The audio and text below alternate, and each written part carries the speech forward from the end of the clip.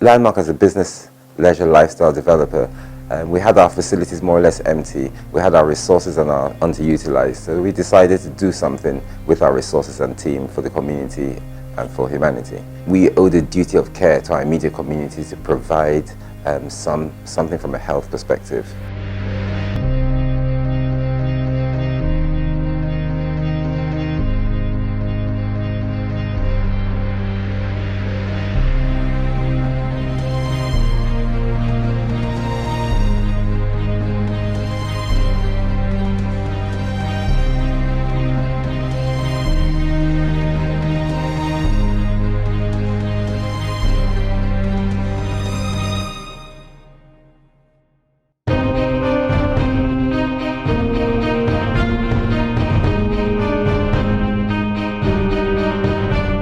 What we did is we decided to use an area of our car park. We put up a tent, effectively, and we sourced all the equipment via YPO. The owners of Landmark offered up their space when we were very early on in the stage to set up the tent as a standalone tent outside in the parking of Landmark. The isolation center actually sits on a footprint of over 2,500 square meters. It has 80 beds.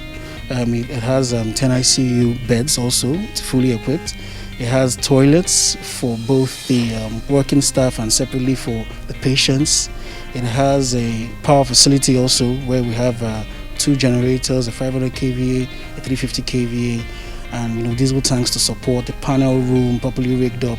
And also we have a backup power which is provided by Landmark. We were actually pleasantly surprised. I mean, no one would have dreamt that we could have finished the whole isolation center in the matter of less than 3 weeks. It was all done in 19 to 20 days.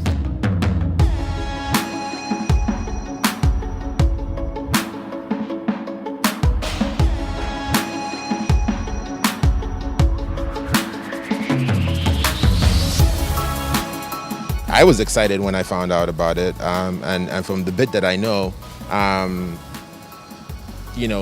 the biggest concern I had personally was that Nigeria didn't have enough isolation centers, didn't have enough beds.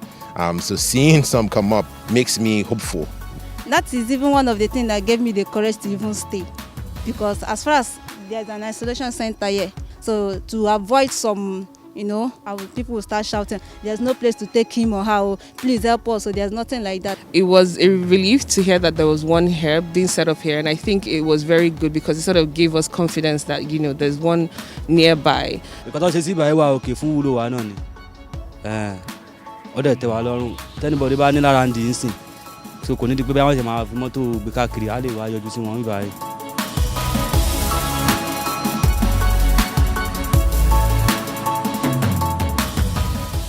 So we've looked at best practice around the world and what people have done, and we put the center literally in the isolated car park. We have a 3-meter high fence around it, and we have strict protocols in terms of entry and exit.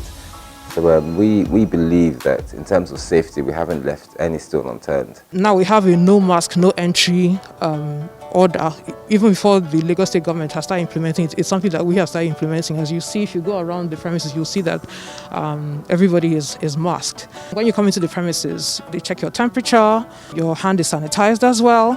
As much as possible, we're trying to implement contactless infrastructure. Even now, some of our doors are automatic, so you just go in without having to touch them. I'm a businessman, and I own and operate a business within the Landmark ecosystem. I'm confident that even though the isolation center is here, it would not affect the daily running of the business.